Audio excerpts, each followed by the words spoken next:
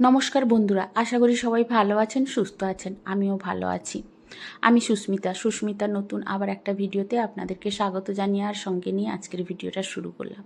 আর আমি তো এই যে এসেছি ভুবনেশ্বরে, আর এই যে ভাগ্নের রিং সেরিমনি অনুষ্ঠানটা চলছে, সেটাই একটু করে আপনাদের সঙ্গে শেয়ার করছি। আর এটা কিন্তু ভুবনেশ্বরে একদম বাস স্ট্যান্ডের সামনে ওদের কালী মন্দির আছে, তো সেখানেই অনুষ্ঠানটা হচ্ছে। এখন না উড়িষ্যায় প্রায় প্রত্যেকটা মন্দিরের সাইটে কিন্তু এইভাবে বিয়ের বাড়ি অনুষ্ঠান বা পুজো অন্নপ্রাশন সব কিছু করার জন্য একটা বড় করে মণ্ডপ তৈরি করে, তার মধ্যেই কিন্তু সব কিছু হয়। তো এদেরও যেহেতু বাড়ির সামনে, তাই কিন্তু এইখানেই করে নিল। আর বিয়ে বাড়িটা কিন্তু বাড়িতে হবে, সেটা কিন্তু একটু লেট আছে। তো আজকে কিন্তু এই যে রিং সেরিমনি এনগেজমেন্ট পার্টি এদের বলে, তো সেটাই চলছে। তো এক ঝলক আপনাদেরকে দেখিয়ে দিলাম। এই যে হচ্ছে ছেলে আর মেয়ে, আর এরা হচ্ছে আমার মানে জায়ের দু মেয়ে, আসলে আমার জ্যাঠতুতো শ্বশুরের বৌমা। আর নিজের জায়ের সঙ্গে সত্যি কথা বলতে কি কোনো সম্পর্কই নেই, তো তাই এদের সঙ্গে সম্পর্ক আছে বলে এক ঝলক আপনাদেরকে দেখিয়ে দিলাম। আসলে ওরা এলো আমার সঙ্গে কথা বলতে, তাই ভাবলাম একটু ভিডিও নিয়ে নিই, সেগুলো কিন্তু আমার স্মৃতি হয়ে থেকে যাবে, তাই না?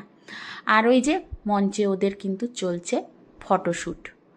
ওই ছেলের মেয়ের মা বাবা সবাই একসঙ্গে একে একে করে কিন্তু ফটোশ্যুট করে নিচ্ছে। তবে এইটুকুই শেয়ার করলাম, কারণ পুরোটা শেয়ার করলে আপনারা বুঝতে পারবেন না, বা তখন পরিচয় দিতে গেলে অনেকটা লম্বা ভিডিও হয়ে যাবে।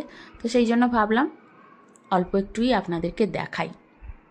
আর তারপরে কিন্তু এনগেজমেন্ট পার্টি শেষ হয়ে যাওয়ার পরে আমার কিন্তু এক ননদ আমাকে বলল যে তুমি চলো আমাদের বাড়িতে আজকে থেকে যাবে। তো সেই জন্য ওদের বাড়িতেই চলে গেলাম। আর এই যে এসে দোলনায় বসে আছি। আর এই ননদ জামাই কিন্তু এরাও নিজের না, কিন্তু এখানে এলে আমাকে এরা এতটা ভালোবাসা দেয় বা এতটা যত্ন করে, আমি কিন্তু বাপের দেশের থেকেও এতটা আনন্দ বা এতটা ভালোবাসা পাই না, জানেন তো। কি আর বলবো। তো খুবই ভালো লাগে এখানে আসতে আমার, মানে শুধু এদের কাছ থেকে একটু ভালোবাসা পাওয়ার জন্য। প্রত্যেকেই আমাকে খুব খুব ভালোবাসে। তো সত্যি কথা বলতে কি, আমার কর্তামশাই থেকেই কিন্তু আমাকে সবাই ভালোবাসে বেশি। তো এই যে কিন্তু পরের দিন আমি চান করে বেরিয়ে পড়েছি, যে ননদের ছেলের বিয়ে হয়েছে মানে এনগেজমেন্ট পার্টিটা হয়েছিল। তো ফোন করে বলল তুমি এবার আমার বাড়ি এসো, সেখানে আর থাকতে হবে না, এখানে এসো, একসঙ্গে সবাই মিলে রান্নাবান্না খাওয়া দাওয়া করব। তো তাই কিন্তু আমার ননদ জামাই এই যে আরেকটা ননদের বাড়িতে ছেড়ে দিয়ে গেল। এদের বাড়ির ছেলের এনগেজমেন্ট পার্টি চলছে। আসলে এরা আমাদের কর্তামশাই দূর সম্পর্কের রিলেটিভ হয়, নিজের ননদ না। তাও এতটা ভালোবাসা দেয় বা এতটা ভালোবাসা পাই এদের কাছ থেকে না, তো নিজেদের লোকেরাও কিন্তু এতটা ভালোবাসা দেয় না। তাই কিন্তু খুব খুব ভালো লাগে। এখানে দুদিন আমি এসেছিলাম, কিভাবে যে দিনটা কেটে গেল বুঝতেই পারলাম না। নিশ্চয়ই আমার মুখখানি দেখে আপনারা প্রত্যেকেই বুঝতে পারছেন যে কিভাবে আমি হাসি খুশি আনন্দে দিনটা কাটিয়ে গেছি এখানে। তো বাপের দেশেও এতটা সত্যি কথা বলতে আমি আনন্দ পাই না। আর ইনি হচ্ছেন আমার একজন বড় যা হবে সম্পর্কে। তো ওনার সঙ্গে বসে কিন্তু আমি সজনে শাক বেছে নিচ্ছি, দুপুরে রান্না হবে। আর এদের অনেক নিয়ম আছে জানেন তো। ওই যে কার্তিক মাস ঢুকে গেছে বলে এরা কিন্তু পেঁয়াজ মাছ মাংস ডিম রসুন কিছুই খাবে না। তো তাই জন্য নিরামিষ রান্না হবে বলল এই যা, যে একটু সজনে শাক মুগ ডাল আর নারকেল কুড়া দিয়ে ভেজে নেব। আমার এই যা কিন্তু খুব ভালো রান্না করে। তো তার সঙ্গে পড়ে একটু গল্পও করছিলাম আর শাকটাও বাঁচাও ছিল। তার মধ্যে এলো কিন্তু আমার আর এক জায়ের মেয়ে, আর এ হচ্ছে ওই ননদের ছোট ছেলে, মানে যার বিয়ে হবে তার ভাই। তো ওরা কিন্তু এসে বলছে যে একটু ওই তাস খেলার মতো কি একটা উনো আছে, ওই কার একটু খেলবে। তো আমি তো কিছুই জানি না, আর আমার এই জাটাও জানে না। তো বলল যে আমরা শিখিয়ে দিচ্ছি বসে। তো ওরা কিন্তু একবার দুবার বুঝিয়ে দিতে আমি খেলাটা বুঝে গেলাম আর বসে খেলছি। আর খুব মজা করে খেলছি জানেন তো। এসব ছেলেরা আমাদের ছেলে মেয়েদের বয়সী, আর দেখুন কিভাবে বন্ধুর মতো মিশে কিন্তু খেলছে। খুবই ভালো লাগে, মানে খুব ফ্রি মাইন্ডের এরা। তো তাই আমাকে এখানে আসতে খুবই ভালো লাগে।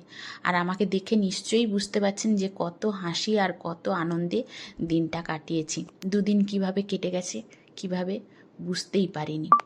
তো যাই হোক, এদিকে ভাগনাটাকে বলছিলাম যে আমি ফ্রন্ট ক্যামেরা করছি, তো লাইটটা ঠিক ক্লিয়ার আসছে না। তো ওকে বললাম একটু ঠিক করে দিবে। ও বলল যে হ্যাঁ ঠিক আছে আমি করে দিব। তো সেটাই কথা হচ্ছিল। আর তার সঙ্গে তাস খেলার যে ইন্টারেস্টটা চলছে, মানে এই উনো খেলাতে যে ইন্টারেস্টটা হচ্ছে, তো সেটাই বলছে যে মাঝে মাঝে ভুলে যাচ্ছি, তো বুঝিয়ে দিচ্ছে কোনটা কিভাবে খেলবো। তো সেটাই বোঝাচ্ছি, আর আমার কিন্তু হাসি পাচ্ছিল।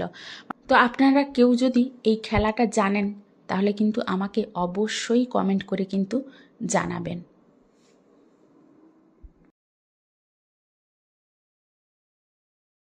মাথায় ঢুকছিল না প্রথমে, কিন্তু তারপরে খেলতে খেলতে অনেকবারই খেলে ফেললাম, খুব মজা লাগছিল। তো যাই হোক, খেলতে খেলতে সময়টা পেরিয়ে গেল, আর ওইদিকে ওই ননদ কিন্তু রান্নাটা বসিয়েছে। আর যেহেতু নিরামিষ তো তাড়াতাড়ি হয়ে যাবে, তাও ওর পরিশ্রম হয়েছিল বলে ওকে বললাম যে বেশি কিছু রান্না করতে হবে না। তো এইভাবে করতে করতে সারাটা দিন কেটে গেছে, আর তার সঙ্গে আমি কিন্তু প্রত্যেকের ভিডিও একটু নিয়েছি, আর ওরাও কিন্তু খুশি মনে আমার ক্যামেরার সামনে আসছিল।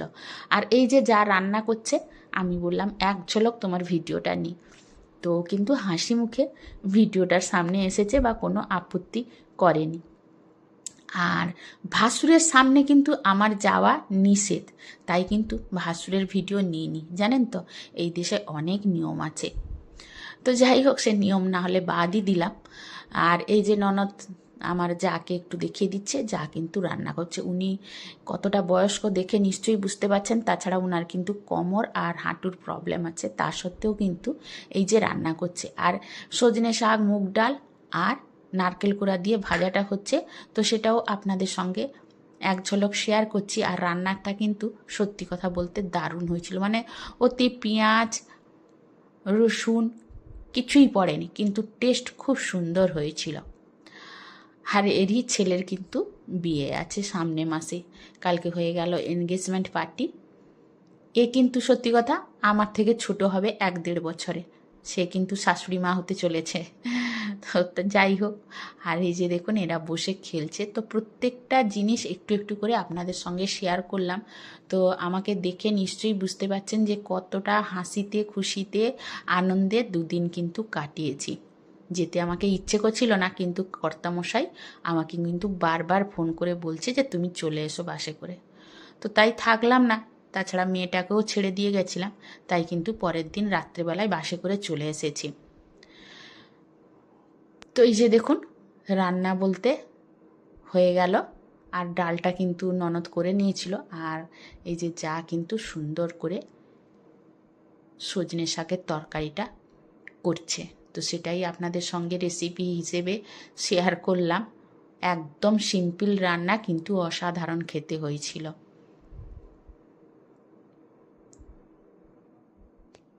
আর আমাকে টুম্পা বলেছিলে যে তুমি কি উড়িয়া বলতে জানো? হ্যাঁ গো, আমি উড়িয়া বলতে ভালো করেই জানি, কারণ আমার কথার মধ্যে অনেক সময় তোমরা খেয়াল করলে দেখবে যে আমার উড়িয়া টানও চলে আসে, আর উড়িয়া কথা একটা দুটো বলেও ফেলি। আর যেহেতু আমরা মেদিনীপুরের দিকে বাস করি, এদিকে কিন্তু উড়িয়ার টান অনেকটাই আছে। যেহেতু আমরা পিওর বাঙালি মানে ভাষা বলি না, তার জন্য কিন্তু উড়িয়া ভাষার একটু টান আছে। আর আমি কিন্তু শিখেছি উড়িষ্যায় গিয়ে অনেকটা। তাছাড়া আমার কর্তামশাই তো উড়িয়া বলে, তো সেই জন্য কিন্তু উড়িয়া ভাষা আমার শিখতে এতটা অসুবিধে হয় না। আর তাছাড়া আমার ছেলে মেয়েও কম বেশি জানে। ছেলে তো খুব ভালো করেই জানে, কিন্তু মেয়ে একটু একটু জানে উড়িয়া কথা বলতে। আর এই যে দেখুন তিনজনে মিলে রান্নাঘরে কি কারসাজি করছে, ওই রান্না খাওয়া দাওয়া এইসব। এখানে এলে কিন্তু এইভাবেই চলতে থাকে। আর এই ননদের বাড়িটা কিন্তু গত বছর নতুন হয়েছে। তো গত বছর এখানে আমি এসেছিলাম, আপনাদের সঙ্গে ভিডিও আমি শেয়ার করেছি। তো এবছরে এই যে এসেছি, ঘর কিন্তু বিয়েবাড়ির অনুষ্ঠানের জন্য তেমন একটা গোছানো হয়নি। তো তারপরে দুপুরে খাওয়া দাওয়া করে ছাদে চলে এসেছিলাম। আর এই যে সামনে দেখাচ্ছি, সামনে হচ্ছে বাস স্ট্যান্ড, পেছনে হচ্ছে এয়ারপোর্ট। সেটাই আপনাদের এক ঝলক দেখিয়ে দিলাম, যদিও বা দেখা যাচ্ছে না। আর তারপরে খাওয়া দাওয়া করে তো সন্ধেবেলায় চলে এসেছি বাড়ি। তো পরের ভিডিওতে কিভাবে একা বাড়ি এলাম সেটা অবশ্যই। তাহলে আজকের মতো বিদায় নিচ্ছি। সবাই ভালো থাকুন, সুস্থ থাকুন। চলে আসবো কালকে নতুন আবার একটা ভিডিও নিয়ে। তো আজকের মতো টাটা।